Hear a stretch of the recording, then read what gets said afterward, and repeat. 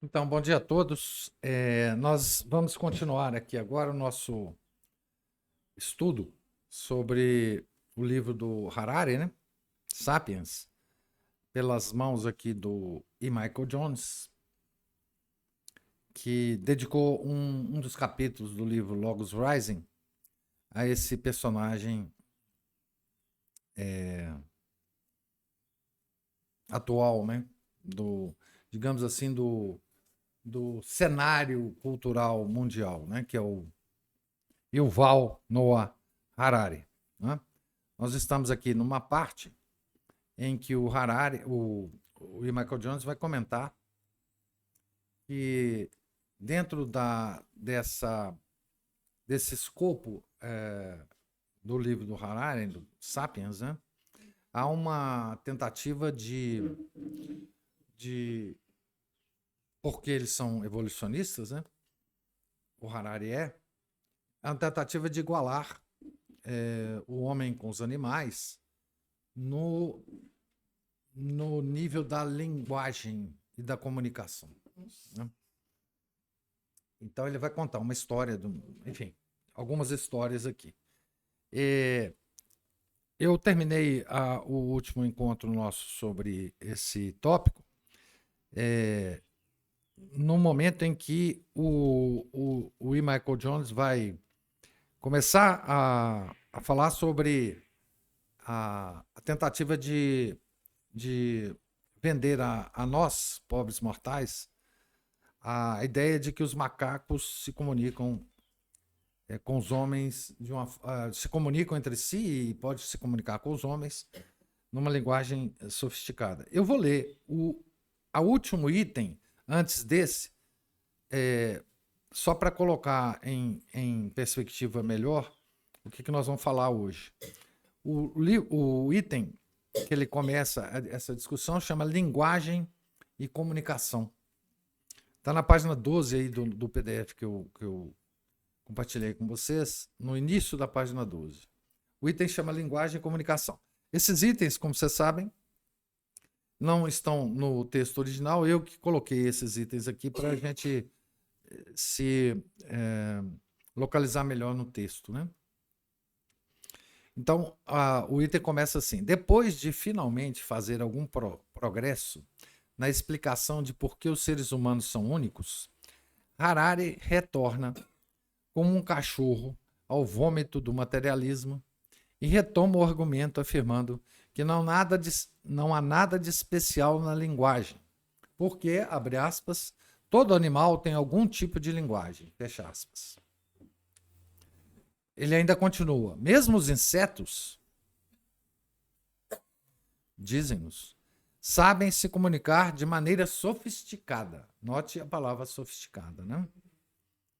É difícil inferir o que Harari quer dizer com sofisticado, especialmente porque ele imediatamente se contradiz quando descreve, abre aspas, nossa linguagem como algo que pode, abre aspas, produzir um número de frases, cada uma com um significado distinto, fecha aspas, o que a distingue da linguagem dos insetos, que sabem informar, abre aspas, uns aos outros sobre o paradeiro dos alimentos, fecha aspas, e da linguagem do macaco verde, que, abre aspas, pode gritar aos seus camaradas: cuidado, um leão, fecha aspas.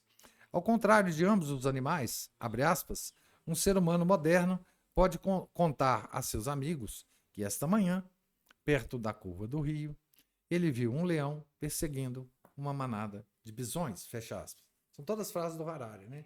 Vocês vejam, inclusive, a contradição entre si dessas frases colhidas do livro Sapiens, né? Harari escapa impune de contradições como essa, usando truques verbais baseados no equívoco de termos cruciais. É assim, é um sofisma muito usado hoje, né? Seu uso do termo linguagem, por exemplo, é equívoco. Na verdade, o seu argumento é redutível ao uso equívoco de um termo, nomeadamente linguagem, para descrever duas formas diferentes de comunicação. Os animais podem comunicar latindo chilreando, rosnando, assobiando, etc. Mas só o homem, abre aspas, pode ligar um número limitado de sons e sinais para produzir um número infinito de frases, cada uma com um significado distinto, fecha aspas. Frase do próprio Harari. A linguagem, portanto, prova de que o homem é único, o que é precisamente o que Harari nega quando o descreve como um macaco. Sabemos, por experiência própria, que os macacos podem comunicar, mas não falam. Quem já teve filhos e um cachorro como animal de estimação entende isso. Os cães latem e abanam o rabo quase desde o momento em que nascem, mas nunca progridem além dessa forma de comunicação, seja com seus donos ou entre si. As crianças começam suas vidas como comunicadores aproximadamente no mesmo nível que o cachorro da família, sorrindo ou chorando, mas por volta de 1 ano de idade elas começam a falar palavras. E no ano seguinte de suas vidas começam a formar frases.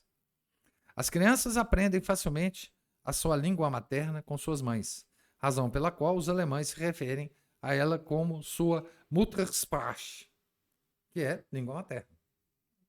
As crianças, por outras palavras, têm uma aptidão natural para algo que os animais não racionais não conseguem aprender, apesar da capacidade de algumas espécies imitarem sons.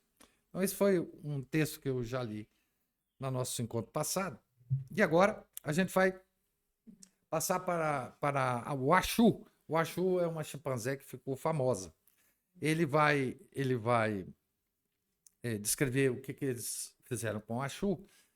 E aqui é oportuno a gente dizer que uma das primatologistas mais famosas do mundo faleceu agora em 1º de outubro de 2025, que era considerada a cientista dos macacos, etc., que é uma tal de Jane Goodall. A Jane Goodall, eu vou mostrar a fotinho dela aqui, um negocinho dela aqui, só para vocês lembrarem da... Tem vários documentários sobre essa mulher, etc., que tem um título nobre e se dedicou a vida dela aos macacos. Tem foto dela abraçando macaco e lá na Tanzânia, né? Ela mexeu com chimpanzé, né? Também, na Tanzânia. E ela era uma das que defendiam o que o Harari defende, que é a comunicação com os macacos, que o macaco é praticamente o ser humano e que é possível comunicar e tem que fazer isso e aquilo com os macacos, e os macacos entendem, e que não sei o quê. Então, se vocês procurarem ela aí pela internet, vocês vão achar vídeos dela lá com os macaquinhos, etc, etc, etc. Mas ele vai citar dois pesquisadores que ficaram famosos com essa macaca, com essa chimpanzé, que eles deram o nome de Washoe, né? Washoe, a chimpanzé que falava. Todo mundo sabe disso, mas a insistência darwiniana de que os humanos eram diferentes dos animais apenas em grau e não em espécie levou a diversas campanhas para ensinar os animais a falar. Hoje ainda continua isso, né? O Elon Musk está querendo implantar um chip, não sei das quantas, mas implantou, né? Um chip no chimpanzé, sei lá, o trem mais maluco do mundo. Isso é a mesma coisa, é proveniente da mesma ideia, né? Evolucionista. O simples fato de que era necessário montar uma campanha laboriosa para conseguir o que acontecia sem esforço entre as crianças foi cuidadosamente ignorado. Como os grandes símios se assemelham mais aos humanos na aparência física, eles se tornaram os candidatos preferidos, embora os papagaios tivessem cordas vocais mais adequadas. Depois de anos de tentar... É engraçado... eu vou fazer esse comentário mais para frente. Depois de anos de tentativas fracassadas de ensinar primatas não humanos a imitar a fala humana, Dois pesquisadores cognitivos, e esses dois parece que são irmãos ou parentes, né? Porque R. Alan Gardner e Beatrix T. Gardner.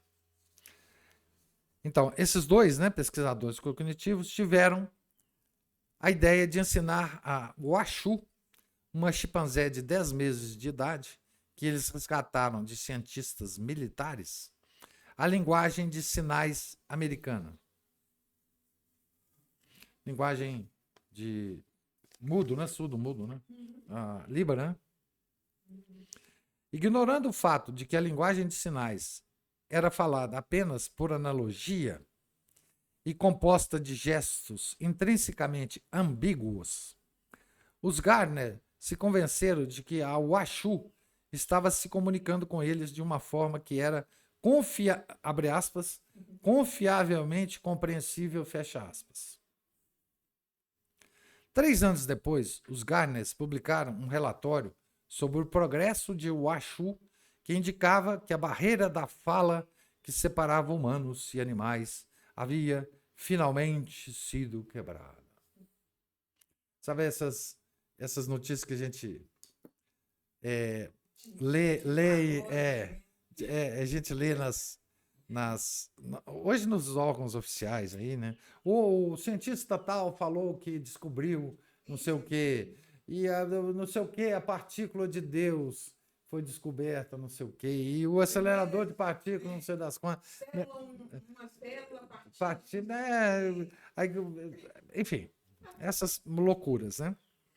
Então, a Washu então estava se comunicando confiavelmente com os cientistas, né? Isso foi uma festa no mundo, né? Duane Honshu, cientista emérita do Great Ape Trust de Wyoming, de Iowa,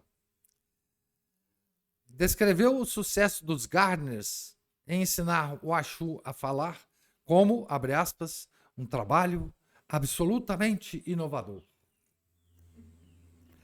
Inspirados pela recepção de seu estudo, os Gardners logo fizeram o Washu não apenas falar através da linguagem de sinais, mas também escrever poesia. Gente, esses centros de pesquisa, eles são todos financiados por organizações bilionárias, né? Através de ONGs bilionárias, certo? Nós tivemos uma... Não, e do governo também, né? Nós tivemos uma ideia, assim, muito vaga desse tipo de financiamento quando o Elon Musk assumiu lá o Dodge, departamento de não sei o que lá dos Estados Unidos. Depois ele saiu, foi embora, ninguém fala mais do Dodge, mas ele andou revelando essas fontes de financiamento para esse tipo de coisa no mundo inteiro, né? Com o Zaid, né? Enfim, são bilhões que rolam nesses centros de pesquisa, né? Então, esse Great Ape Trust do Iowa é um dos que são, enfim, os próprios dois cientistas são financiados por isso, né? Então, a Washu começou a escrever poesia, né? Certo? Então, qual que era a poesia? Qual que era digamos, o momento poético da chimpanzé, né? Depois de ver um cisne, o Washu sinalizou água e depois pássaro. Ao que o psicólogo de Harvard, Roger Brown, primeira coisa, esse cara tem dois sinais que a gente deve fugir dele. Primeiro psicólogo, depois de Harvard. Então, reagiu dizendo: foi, abre aspas, como receber um SOS do espaço sideral. Fecha aspas. Isso significa também que ele acredita em ET, né? Porque SOS do espaço sideral é alguém lá no espaço sideral querendo se comunicar com a gente, pedindo socorro, né? Então, não, ela olhou para o cisne e sinalizou água e pássaro. Só isso. E aí, a poesia de Washoe, essa é a poesia, inspirou outros pesquisadores cognitivos de todo mundo a ensinar seus macacos a falar. Então aí, pronto. Se a chimpanzé Washoe aprendeu, todo mundo que tinha um macaquinho no laboratório falou: agora sim, agora os macacos vão falar feito pobre na chuva. Tá certo? Então, no final da década de 1970, a excitação diminuiu. É sempre assim, né? Depois que outros pesquisadores cognitivos não conseguiram replicar os resultados dos experimentos dos Gardners. Quando o professor de Colômbia, Herbert Terrace, mostrou que o que os Gardners pensavam ser fala era apenas uma imitação em antecipação à recompensa. O entusiasmo que caracterizou a fase inicial da mania dos macacos falantes desmoronou num silêncio constrangedor. Então, era simplesmente o macaco estava antecipando a recompensa, né, e falando o que ele achava que os pesquisadores queriam. A eloquência de Washoe nada mais era do que uma manifestação do mesmo mecanismo de estímulo e resposta que os homens usavam para treinar cães e outros animais domésticos desde tempos imemoriais. Depois de ver vídeos de várias interações entre chimpanzés e humanos, incluindo os de Washoe com os Gardners, Terrace concluiu que, abre aspas, não havia espontaneidade nem uso real da gramática, fecha aspas, do tipo que caracteriza a fala humana. As conversas, entre aspas, de Washoe com os Gardners consistiam em apenas de 130 sinais que o macaco aprendia em relação às instruções de seus treinadores. Washoe, em outras palavras, fazia os gestos em linguagem de sinais que os Gardners queriam. Não porque tivesse algo a dizer ou porque entendesse o que os Gardners diziam, mas na expectativa de uma recompensa. Washoe, abre aspas, não estava envolvida em nada parecido com uma conversa humana, fecha aspas, frase do estudo do Terrace, né, que colocou por terra toda essa confusão da Washoe. A excitação em torno de Washoe teve mais a ver com as expectativas não realizadas do darwinismo do que com qualquer capacidade da fala humana de saltar para baixo sobre a barreira das espécies que separa os humanos dos animais. A pesquisa cognitiva estava comprometida com o materialismo, o ateísmo e o darwinismo. Fazer o macaco falar foi importante para manter essa visão do mundo, porque o darwinismo assumiu que, abre aspas, não existem descontinuidades, apenas uma continuidade permanente e gradual, com pequenos passos incrementais, fecha aspas, entre macacos e humanos. Vou lembrar para vocês uma frase inicial aqui do texto, de uma citação que ele coloca aqui do Chesterton. Nessa frase inicial do Chesterton aqui, ele foi tirado do Homem Eterno, né? Ele fala assim: e tenho notado que a maior parte da história moderna é conduzida a algo como um sofisma. Primeiro, para suavizar a transição brusca dos animais para os homens. Então, essa é a tentativa, né? Porque no reino animal,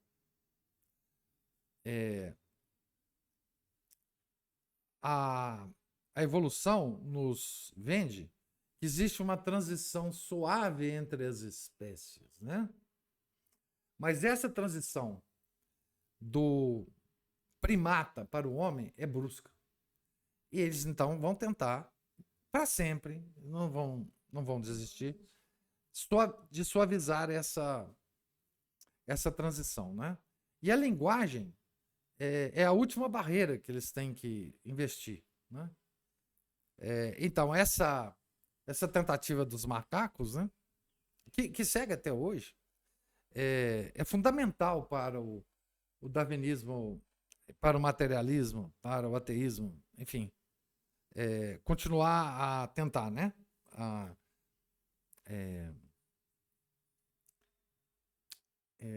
Derrubar. Mas a pior barreira que existe entre o macaco e o homem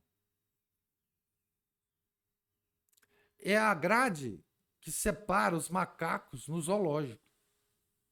Certo? Então nós estamos de um lado da grade e os macacos estão do outro lado da grade. Os macacos estão do outro lado da grade. Essa é a verdadeira barreira. Tá certo? Que ninguém tem coragem de derrubar uma grade porque o macaco pode ficar violento, né? O macaco normalmente é violento. Você brincar com ele, o chimpanzé, inclusive, é forte. O chimpanzé é forte. Então a grande barreira é essa. Nós estamos num lado da grade e o macaco está do outro lado da grade no zoológico. Então não tem. Não, assim, essa barreira não vai nunca. Né? Então, eles colocam uma barreira imaginária, que é a da linguagem, a ser derrubada, mas a barreira real eles escondem. Quer dizer, não é o macaco que está nos ensinando a falar. Tá certo? Somos nós que estamos ensinando o macaco a falar. Então já daí já né? Enfim, isso é uma constante na ciência moderna, tá certo? Que é tentar derrubar barreiras imaginárias e fazer-nos esquecer das barreiras reais, aquelas que nós vemos com os nossos próprios sentidos. Derrubar a autoridade que os nossos sentidos tinham antigamente sobre a nossa vida e nos fazer viver num mundo imaginário, que não tem nada a ver com o nosso sentido. Nosso sentido está mostrando o que o mundo é. Isso é na biologia, na física, em tudo quanto é lugar, né? Certo? O Cleverson fez um comentário. Além dos problemas citados, essa falha experimental ainda colocou mais um tijolo no muro da crise da replicabilidade. O Cleverson está sempre insistindo que nessa tecla. Agora, a ciência, ela parece que a ciência como um todo, em todas as áreas, parece que ela desistiu, ela abandonou a questão da replicabilidade. Quer dizer, um experimento, para ele entrar no hall dos experimentos importantes da ciência, para entrar no arquivo dos experimentos, dos fatos científicos importantes, ele precisa ser replicado por muitos cientistas. Por muitos. Não é? Em todas as áreas. Mesma coisa na matemática. Não é? E há vários. Quer dizer, esse é um item do tal método científico que ele é indispensável. Se alguém descobre algum experimento, publica esse experimento e diz que através desse experimento eu cheguei a essa conclusão, as conclusões não têm nenhum interesse se o experimento não for replicado por outros cientistas em várias partes do mundo. E como esse, vários outros, não foi replicado, né? Mas mesmo assim as pessoas não desistem. É isso que o Cleverson está querendo mostrar, imagino eu. Quer dizer, que mesmo que ele não possa ser replicado, a mesma coisa eles não desistem. Outro fato importante, que tem um capítulo no livro Manual Politicamente Incorreto da Ciência, é com aquela ovelha, né? Acho que foi a ovelha, Dolly. A Dolly. Morreu rapidinho, ninguém conseguiu replicar mais. Não tem. Tá certo? E agora eles nos vendem a ideia de que podemos fazer isso com o ser humano. Quer dizer, é uma coisa impressionante. O Cleverson observou muito bem. Né? Ele falou assim, por isso querem colocar os seres humanos nas grades com os macacos. Exatamente. essa pesquisadora que morreu agora, né? Ela praticamente estava dentro do zoológico com os macacos, né? Quer dizer, metaforicamente é isso que ela estava. Ela estava lá na Tanzânia, etc., recebendo milhões de dólares para ficar lá, né? Etc. Mas ela era inclusive baronesa. Ela era de família nobre, essa mulher. E tem nome de macaco, né? Jane Goodall. Bom,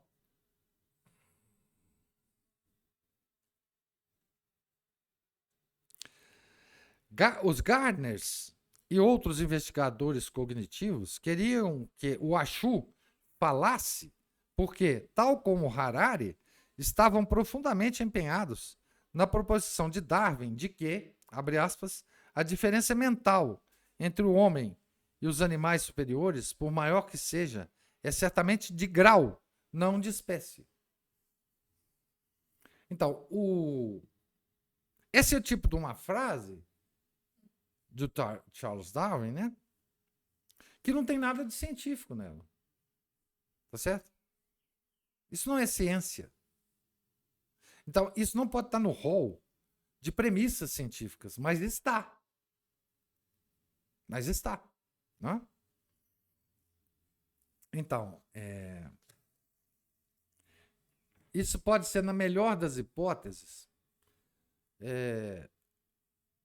em relação a Darwin, né? Porque a gente conhece muito mais coisas de Darwin do que simplesmente as obras dele. Na melhor das hipóteses, seria uma conjectura do Darwin que já deveria ter sido esquecida há muito tempo, né? É a mesma conjectura de que a gente está tratando nas nossas palestras sobre geocentrismo, a conjectura de que Copérnico provou que a Terra gira em torno do Sol. É a mesma. Né?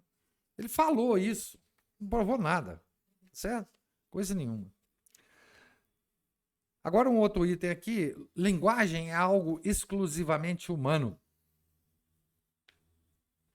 No entanto, apesar do testemunho de Mickey Mouse, não existe nenhuma ligação evolutiva possível entre o guincho de um rato e a fala de um homem. Eles existem em planos ontológicos fundamentalmente diferentes, embora ambos sejam formas de comunicação. Esse pessoal não entende filosofia, não entende ontologia, não entende nada, né? Metafísica, nada. Hamlet e Shakespeare estão certamente relacionados, mas Hamlet não pode tornar-se Shakespeare, ou vice-versa, porque eles habitam em diferentes planos do ser. Abre aspas. A doutrina do gradualismo nega basicamente que exista qualquer ponto de transição claro do pré-humano para o humano. Mas a existência da linguagem entre os humanos constitui uma clara refutação dessa doutrina. Essa citação 42 aí é de um livro que o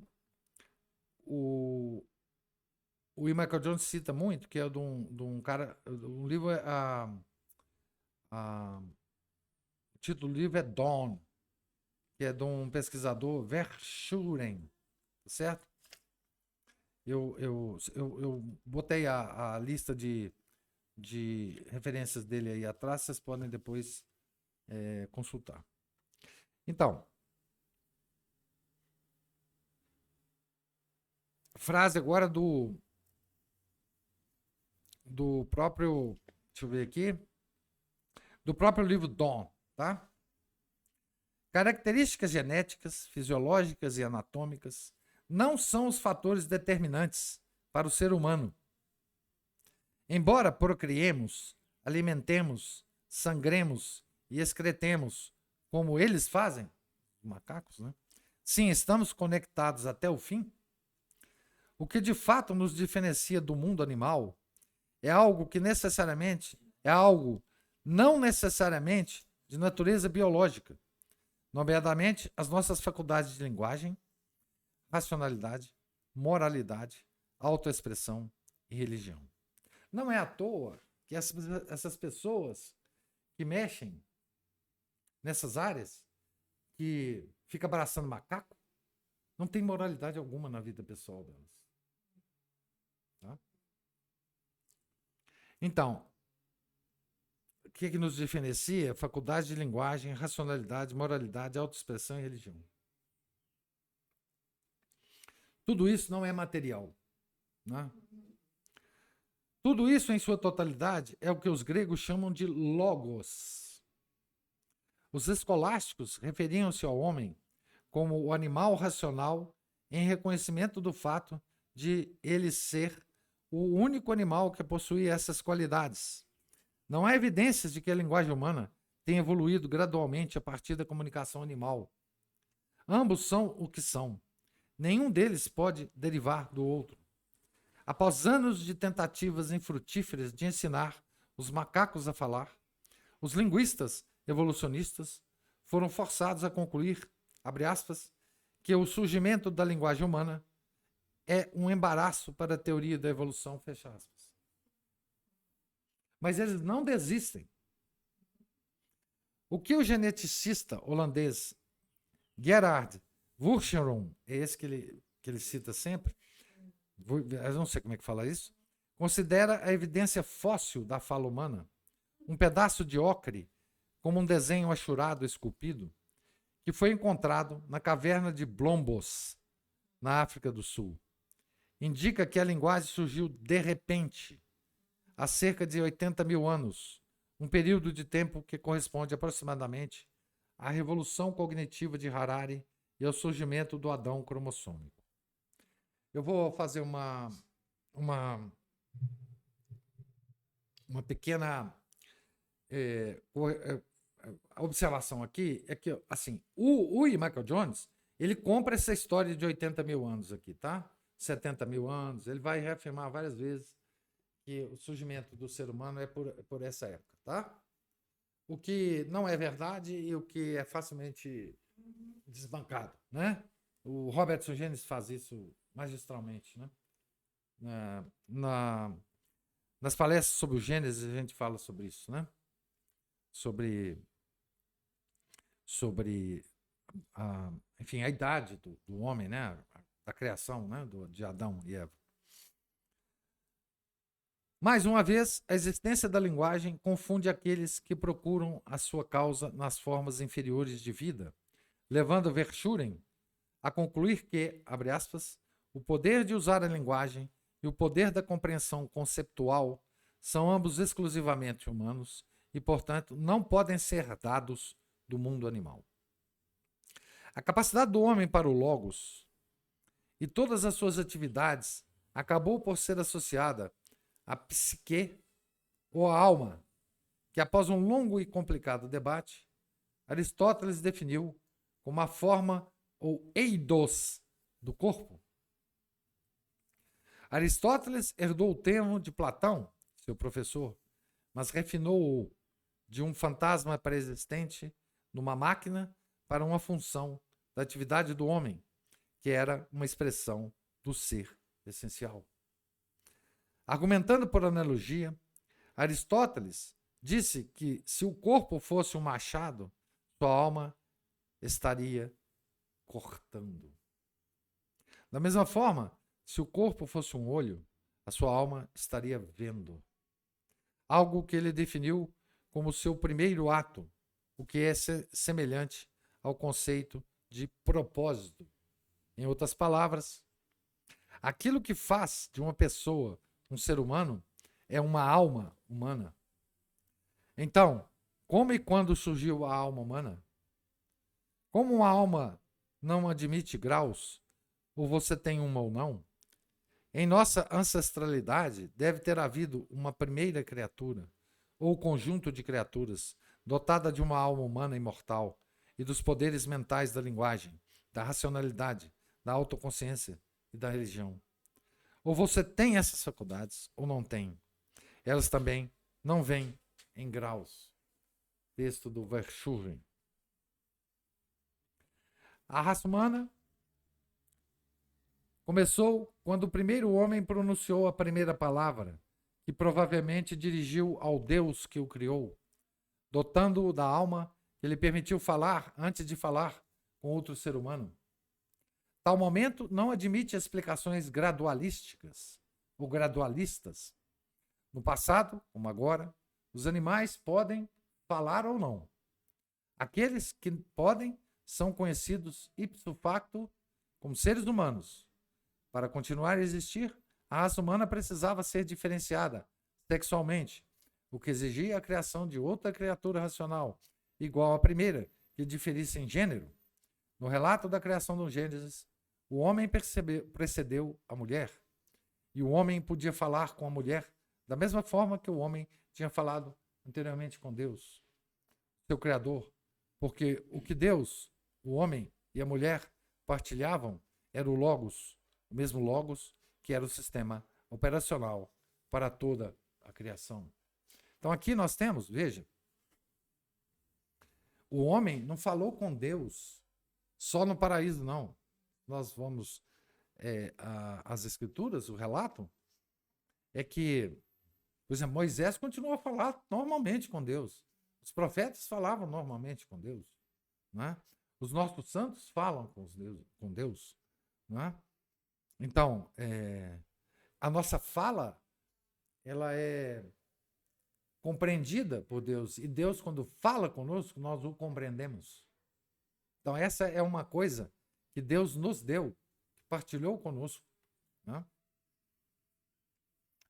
Verschuren tenta conciliar o relato do Gênesis e o registro fóssil, alegando que, abre aspas, trabalho preparatório tinha de ser feito gradualmente, como parte de, abre aspas, um processo biológico, fecha aspas.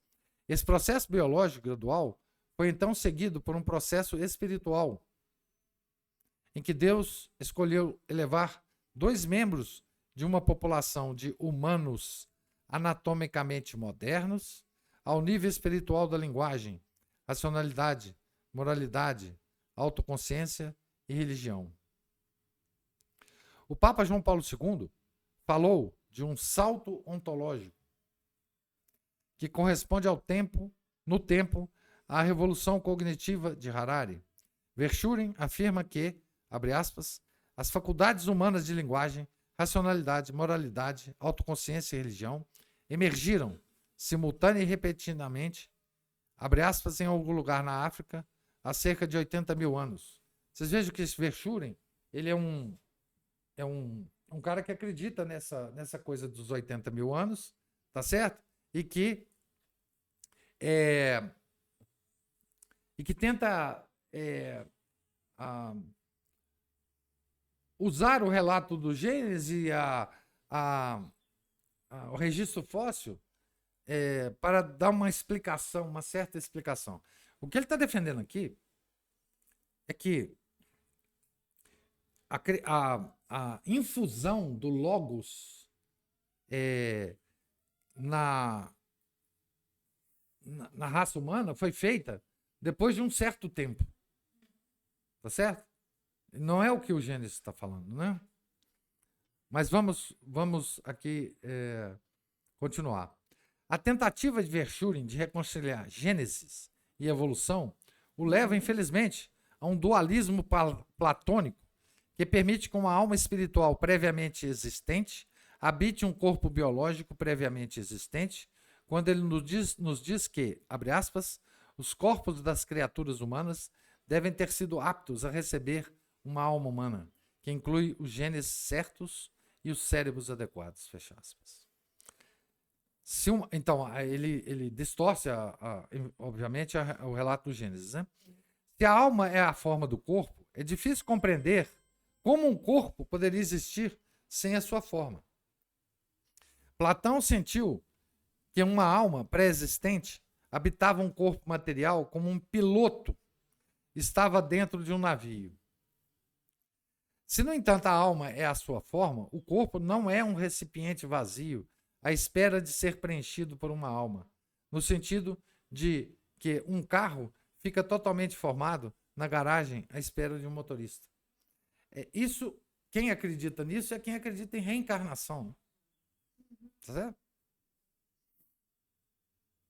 Que é um defeito de raciocínio metafísico e ontológico, né? O corpo humano é uma expressão da alma humana. Teve que ser criado com essa expressão em mente. Não poderia existir separado de sua existência, como expressão material do primeiro ato de racionalidade da alma, a fala, etc. Por isso que a nossa religião, a verdadeira religião, ela não admite que no final nós vamos existir para sempre só como alma. Nós acreditamos na ressurreição da carne.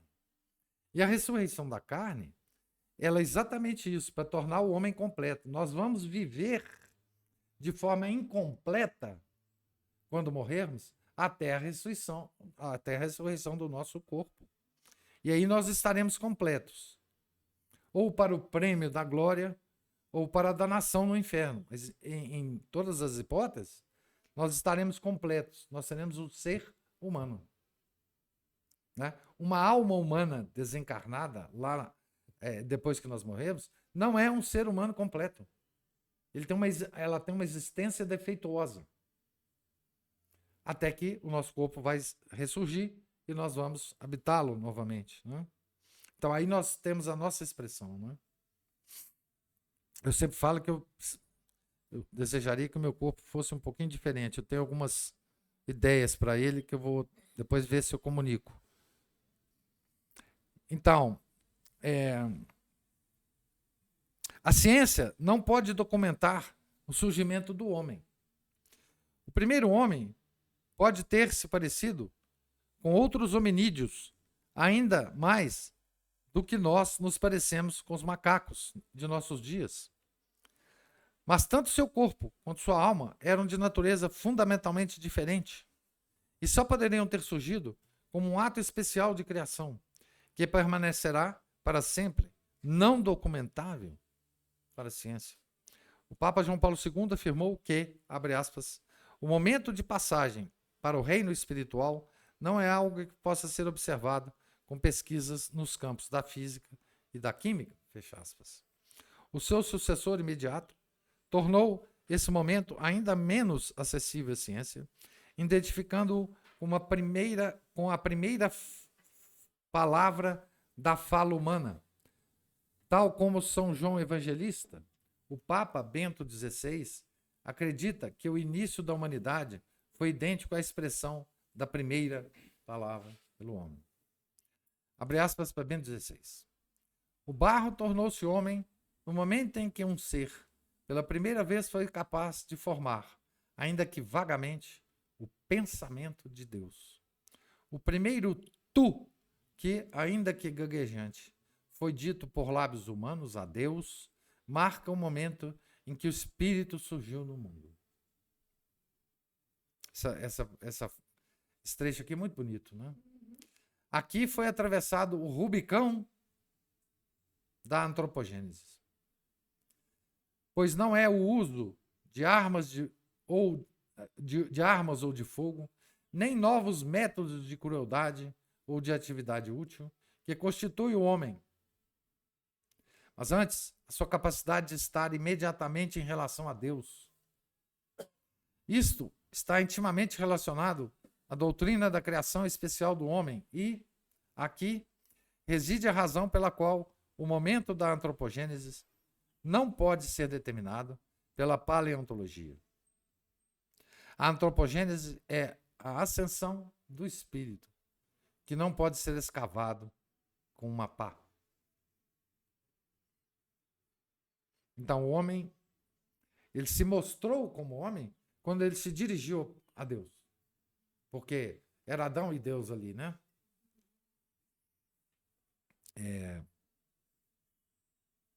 Então, aí a alma humana deu forma ao corpo humano e o resultado disso foi a fala, o logos, né? Por isso que logos é uma palavra tão importante para nós, né?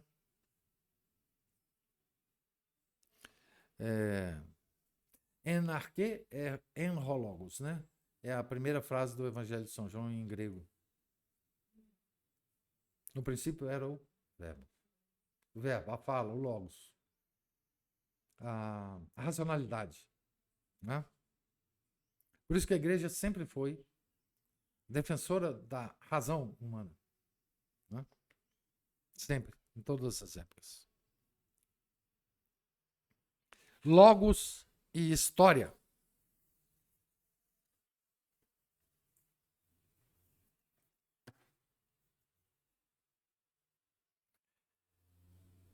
Por isso que a primeira frase do Evangelho de São João está ligada intimamente com a criação, com o Gênesis, com a criação do homem, né? Certo? Os dois começam em princípio, né? No princípio Deus criou o céu e a terra. No princípio, em Narraque, em Logos, no Evangelho de São João. Né? Certas coisas decorrem dessa conclusão. Vamos ver agora. É porque é muito importante que a gente tire conclusões do que a gente aprende, né? E o Michael Jones vai nos ajudar. Em primeiro lugar, não existe história sem logos. Então, ele está comentando um livro de história do Harari, né?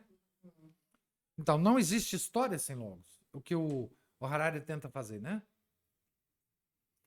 Para escrever a sua história, Harari deve abandonar periodicamente o seu materialismo, porque, como ele próprio percebeu, os animais não têm história, porque não têm razão. Vocês nunca leram um livro de história escrito por um macaco? Né? Ou por um cachorro? Não vão ver nunca isso, né? História é a própria existência da história, do homem escrever história, está ligado intimamente com o logos, né? Com a razão, com a nossa memória, com a nossa apreciação das coisas que aconteceram, que acontecem. A tentativa de ligar o que aconteceu com o que está acontecendo, isso é história, né? Contar histórias é a mesma coisa. Literatura, contar história para criança. Só nós contamos história para criança. Então, para escrever a sua história, Harari deve abandonar periodicamente seu materialismo, porque, como ele próprio percebeu, os animais não têm histórias, porque não têm razão. As vidas dos cães não se combinam para criar uma história que se estende por séculos ou milênios, que é o âmbito do Sapiens, que é o livro do Harari. As vidas dos cães nada mais fazem do que recapitularem-se, até que finalmente desmoronam em uma vida que recapitula a vida da espécie. O homem é a única criatura nesta terra que tem uma história, porque ele é a única criatura nesta terra que é racional. A racionalidade permite ao homem discernir padrões no fluxo dos eventos temporais. Também lhe permite discutir esses padrões com outros homens e anotá-los para que as gerações futuras de criaturas racionais também possam discuti-los. Não pode haver história sem racionalidade. Então a gente conta história, um historiador escreve história, é para ficar para a posteridade, para outros se debruçarem e também analisarem, escreverem de novo. Para contornar a natureza contraditória e equívoca da sua compreensão da linguagem, Harari cria a ideia de ficções, entre aspas, que envolve, abre aspas, a capacidade de transmitir informações sobre coisas que não existem. Fecha aspas. A habilidade de falar sobre coisas que não existem, abre aspas, é a característica mais singular da linguagem dos sábios. Veja bem que coisa impressionante. Um homem que quer escrever um livro de história e falar isso, ele está destruindo o próprio livro de história. Por quê? A habilidade de falar sobre coisas que não existem a frase dele agora, abre aspas, é a característica mais singular da linguagem do Sapiens, a gente pergunta para ele, quando você está escrevendo esse livro, você está falando de ficções que não existem? Por que nós devemos ler o seu livro, se é assim com o Sapiens? Você está usando a linguagem do Sapiens. E a característica principal da linguagem do Sapiens é falar sobre coisas que não existem? Sobre ficções? Então, e ele é um Sapiens, supostamente, né? Então, o que ele está falando são ficções, né? Uma das ficções de Harari, que envolve, abre aspas, a capacidade de transmitir informações sobre coisas que não existem, é a moralidade. Claro.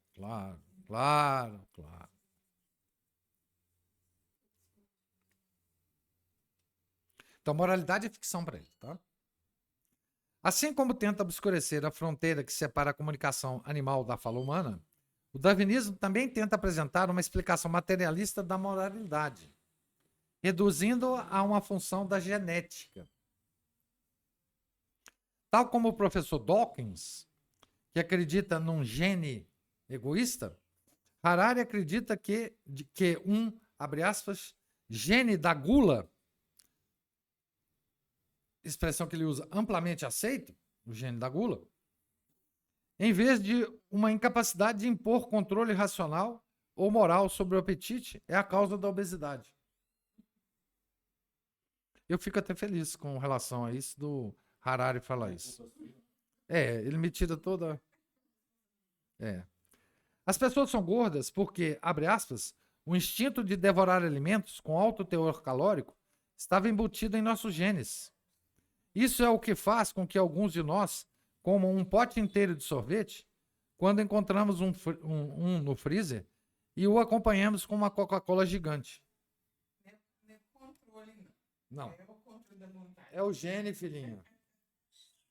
E outra coisa, aí, se a gente acredita que é um gene, a gente vai acreditar certamente na terapia genética para o emagrecimento. Porque aí identifica o gene, aí vai fazer um trem qualquer para anular o gene. No caso de um processo, né, contra será um bandido que tenha cometido um crime horrendo, não é porque ele tem... O gene da crueldade. Isso é a mesma coisa. Mesma coisa. Aí você vai tudo. Aí a moralidade vai toda para baixo. Desde que nós temos um gene também que nos faça adorar a Deus, talvez, né? Desde que, abre aspas, instinto de devorar alimento de alto teor alcoólico abre aspas, programado em nossos genes, fecha aspas, a própria pergunta deveria ser: por que nem todo mundo é gordo? Se todos nós somos biologicamente programados para nos empanturrarmos, por que algumas pessoas comem moderadamente e outras não? Por que algumas pessoas são magras e em boa forma e outras são obesas mórbidas? Terá a moderação, ou seja, controle racional do apetite, algo a ver com isso? De acordo com Harari, a moderação ou a virtude da temperança qualifica-se inequivocamente como uma ficção, que é outra palavra para irreal, enquanto que, abre aspas, gene da gula é inequivocamente um fato científico, que é amplamente aceito, segundo Harari. Então, veja bem, aqui é o mesmo sofismo, você troca uma coisa que é real por uma que é fictícia. E fala que a fictícia é real e a real é fictícia. Tá?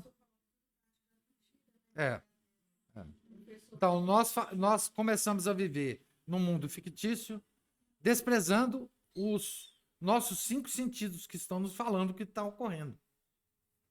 Não é? Existe um vídeo, agora não sei se é verdade, o cara explicando, falando da questão do gene, o gene da religião. E eles explicam o intuito de apagar, de ligar esse gene. Tem um vídeo, uma apresentação. E se apagar, acabam todos os problemas do mundo, né? Não é de surpreender que a mesma incapacidade de submeter o apetite ao controle racional se estende à sexualidade humana. Abre aspas, psicólogos evolucionistas, somos informados, argumentam que os antigos isso aqui é texto do Harari, tá? Que os antigos bandos de forrageamento não eram compostos por famílias nucleares centradas em casais monogâmicos. Então, somos informados, tá? Em vez disso, os forrageadores viviam em comunidades desprovidas de propriedade privada, em relações monogâmicas e mesmo de paternidade. Desprovidas de propriedade privada, de relações monogâmicas e mesmo de paternidade. Não é? Essa é a sociedade ideal para o Harari. E é boiola. Que é boiola, é. Porque isso é muito sério, isso destrói tudo. Não, pois é, se você acredita que a raça humana era assim, ele vai destruir. O A. Michael Jones vai destruir isso aqui. Mas é só a ideia do Harari, né? Em tal bando, uma mulher poderia fazer sexo e formar laços íntimos com vários homens e mulheres simultaneamente. Tá advogando em própria causa.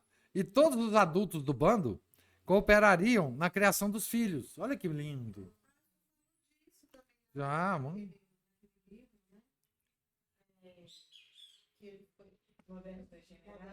Modernos degenerados, exatamente. Como nenhum homem sabia ao certo quais dos filhos eram seus, veja, os homens demonstravam igual preocupação por todos os jovens. Olha que lindo. Isso aí tem alguma coisa a ver com aquela frase que ficou menos, como é que eu vou dizer? É um pouco mais aceitável por causa pelo jeito que era feita, aquela questão do it takes a village. É isso mesmo. É isso mesmo. Precisa de uma vila, né? Uma É. comunidade para crescer, ajudar a criar educar uma criança. É. A Hillary falava muito disso. It takes a village. Essa ideia antiga. Então, as pessoas tinham filhos, os homens principalmente, né? E eles não sabiam quais eram deles. Então, eles se preocupavam com todos. Tal estrutura social não é uma utopia, não é. Segundo Harari, não é uma utopia da era de Aquários. Ela está bem documentada entre os animais. Nomeadamente, os nossos parentes mais próximos, os chimpanzés e os bonobos. Veja bem, ele apresenta uma cena dos forrageadores, que são homens primitivos. E depois ele fala, isso não é uma utopia, porque ela está bem documentada em relação a quê? Ah, meu cara, aos nossos parentes mais próximos, os chimpanzés e os bonobos. Os homens Os bonobos, né? Então, essa é a ideia. Quem lê isso aqui desprovido de qualquer formação, vai falar, realmente, né? Nós temos que viver nesse negócio aí, numa suruba permanente, né? Como sabemos que os primeiros humanos eram promíscuos? Bem, porque os macacos são. Mas os homens são diferentes dos macacos, não são? Não, claro que não. Basta ver como se comportam os antigos bandos de forrageamento. Essa é a prova que eles se comportam como macacos. O leitor atento pode ter notado uma certa circularidade nesse argumento. Nem o registro fóssil, nem a arqueologia fornecem qualquer evidência da teoria da sexualidade humana de Harari. Por que então o professor Harari acredita que isso é verdade? Bem, porque, abre aspas, está bem documentado entre os animais. Fecha aspas. Contudo, se os animais forem diferentes dos humanos, o argumento desmorona imediatamente. É um bonobo, um chimpanzé. Ele parece mesmo, né? A aparência dele não é muito. Agora eu vou lembrar de uns modernos degenerados aqui. Ele vai lembrar. Harari poderia, é claro, apontar os costumes sexuais dos povos primitivos como indicativos de como os primeiros humanos se comportavam. Na verdade, ele parece ter consultado antropólogos como Margaret Mead antes de afirmar que é aquela do Modernos Degenerados. Então, aqui é outra frase do Harari, né? Uma boa mãe, continuando a descrição lá, tá, dos forrageadores. Uma boa mãe fará a questão de fazer sexo com vários homens diferentes, principalmente quando estiver grávida, para que seu filho desfrute das qualidades e do cuidado paterno, não apenas do melhor caçador, mas também do melhor contador de história, do mais forte guerreiro e do amante mais atencioso. Se isso parecer bobagem, tenha em mente que antes do desenvolvimento dos estudos embriológicos modernos, as pessoas não tinham evidências sólidas de que os bebês são sempre gerados por um único pai e não por muitos. Gente, como assim? Assim? Como assim? Né? Agora, isso é pornográfico. Isso aqui é pornográfico. Ele nos faz repensar a nossa vida, tudo que a gente. Olha que a gente tentou ter uma vida normal. Mas assim, tira toda a beleza de nós que Senhor quer nos dar, sabe? Pois é, mas esse trecho aqui é pornográfico. É pornográfico. É indecente. Né? E é absolutamente tirado da cabeça dele. Então. O problema é ela achar alguém que é concorda, gente. Acho que a pessoa parece que eu acho que é uma louca. Ah, mas mas é conveniente, né? Aqui, aí ele fala assim, se isso parecer bobagem, né? Aí ele continua. Aí o Michael Jones retoma e fala assim, bem, na verdade isso parece bobo. Pela primeira vez, estamos totalmente de acordo com o professor Harari. Dependendo de como ele definiu o termo, os estudos embriológicos modernos, ele cita estudos embriológicos, tá? Então agora o Michael Jones vai dar uma aula sobre estudos embriológicos. Dependendo de como ele define o termo, os estudos embriológicos modernos começaram em 1827, com a teoria da camada germinativa do desenvolvimento embrionário, ou na década de 1950, com a descoberta da estrutura helicoidal do DNA. Se as pessoas que viviam antes de qualquer uma dessas datas não soubessem que os bebês, abre aspas, são sempre gerados por um pai solteiro, como o historiador Harari, solteiro não, é solitário, né? Um pai, não é solteiro, não. Aqui, um pai só, né? Como o historiador Harari explica coisas como progenitura, leis de herança e o estigma da ilegitimidade. Isso existe desde o início dos homens, do ser humano, né? Então aqui ele vai usar a história, que nós sabemos, né? Para contrabalançar esse argumento dele, né? Que as pessoas não sabiam. Ah, não sei se é meu filho, não sei, tal. Todo mundo é filho de todo mundo. O professor Harari está familiarizado com o termo hebreu manzer. Agora ele vai atacar o Harari porque o Harari é judeu, né? Então aqui ele vai entrar de sola. Ele aparece tanto no Deuteronômio como no Talmud. Então não tem desculpa para o Harari não conhecer, né? O que significa que por uns 2 ou 3 milênios os judeus sabiam que uma criança era gerada por um pai, casado ou não com a mãe. Se a criança fosse gerada fora do casamento, ela era conhecida como manzer, ou bastarda. E certas consequências legais decorriam do que era claramente visto como uma violação da lei moral. Você poderia pensar que um professor da Universidade Hebraica de Jerusalém saberia disso. Afirmações absurdas como essa levam a questionamentos sobre as fontes das teorias do professor. Será que os psicólogos evolucionistas têm alguma visão mística sobre a vida sexual dos homens das cavernas? Ou o professor Harari está falando de algo mais próximo de casa, quando nos diz que frequentes infidelidades que caracterizam os casamentos modernos e as elevadas taxas de divórcio, para não mencionar a cornucópia de complexos psicológicos de que sofrem tanto as crianças como os adultos, resultam de forçar os seres humanos a viver em famílias nucleares e em relações monogâmicas, que são incompatíveis com o nosso software biológico. Isso aqui, mas isso é Freud na veia, né? Freud é isso aqui. Freud existiu para isso aqui, para justificar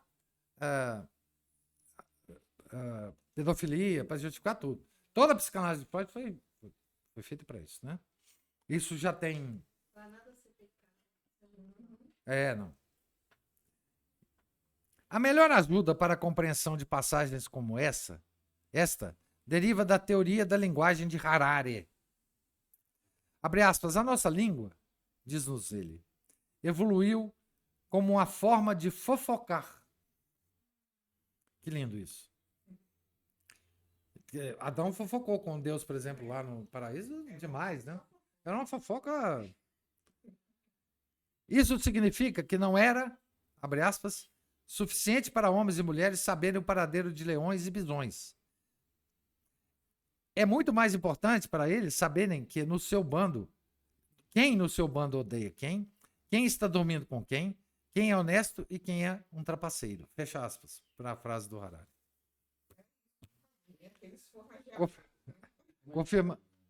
Confirmando? Estou acabando.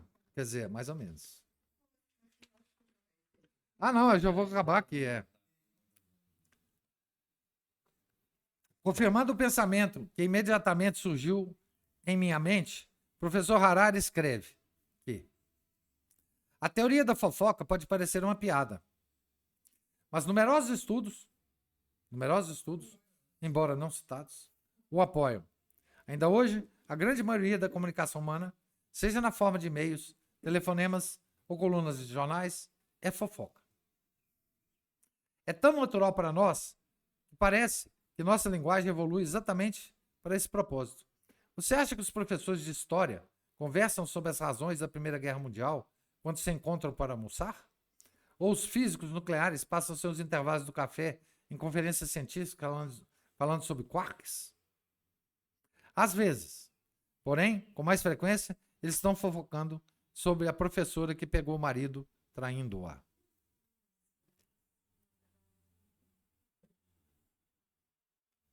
Assim, fazendo uso da hermenêutica fornecida pelo próprio professor Harari, somos forçados a concluir que quando ele pretende falar sobre os costumes sexuais dos homens das cavernas, Harari está na realidade falando sobre o comportamento sexual da Faculdade de História da Universidade Hebraica de Jerusalém.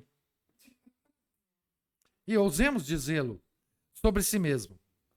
As nossas suspeitas são confirmadas pelo verbete de Harari na Wikipédia, que anuncia que ele é abertamente gay. Fecha aspas.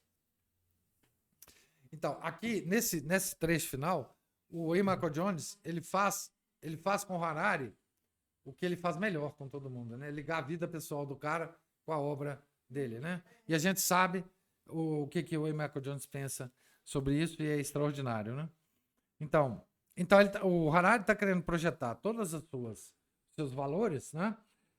Em cima de um panorama histórico que não é verdadeiro e que ele está inventando na cabeça dele. Ele está tentando vender. Para quê? Isso chama racionalização da culpa. Então, se eu sou culpado e eu não consigo me ver... eu não consigo sair desse negócio, eu vou acabar fazendo com que todo mundo faça o que eu faço. Porque aí, pelo menos, eu tenho companhia. Né? Então, em vez de falar sobre os costumes dos homens da caverna, o Harari está falando sobre o comportamento sexual da Faculdade de História da Universidade Hebraica de Jerusalém. É isso que ele está falando, né? Então, nós terminamos aqui, exatamente na página 18, da nossa palestra de hoje. sobre essa figura. Eu ia falar um palavrão aqui, não devo. Dessa figura bizarra, né, desse Harari, tá certo? Então, lembrando que a gente está fazendo um striptease, né? O Harari, metafórico, gente, pelo amor de Deus. Eu não quero ver aquele homem pelado nem nos meus mais terríveis pesadelos. E a gente vai adiantando, talvez mais 2 sábados que a gente encontre aqui. Próximo sábado a gente não vai ter essa palestra, porque o nosso cinegrafista estará viajando. Mas talvez mais 2 sábados a gente termine esse texto do Ian Michael Jones, tá certo? Alguma pergunta aí? Eu acho que eu perdi o timing aqui, mas acho que foi na hora que a gente tava falando dos gordão, do gene. Aí o Daniel Pim falou assim: intensamente, porque desse modo ninguém vai se confessar, porque não se confessa um defeito ou uma característica genética. Você quer completar? Porque aí já tem dúvida. Não, tá certíssimo, Daniel. Se a coisa é genética, né? Você não é culpa sua, né? E a cultura hoje, ela tenta de todas as formas todos os nossos pecados, eles são transformados em ciência. Toda moralidade a tentativa de transformar a moralidade em ciência. Por exemplo, né? A questão, por exemplo, quando você vê a questão do aborto ser discutido, todo mundo tenta transformar a questão do aborto em discussão científica, para tirar a questão do campo moral e passar para o campo científico. Você está certíssimo.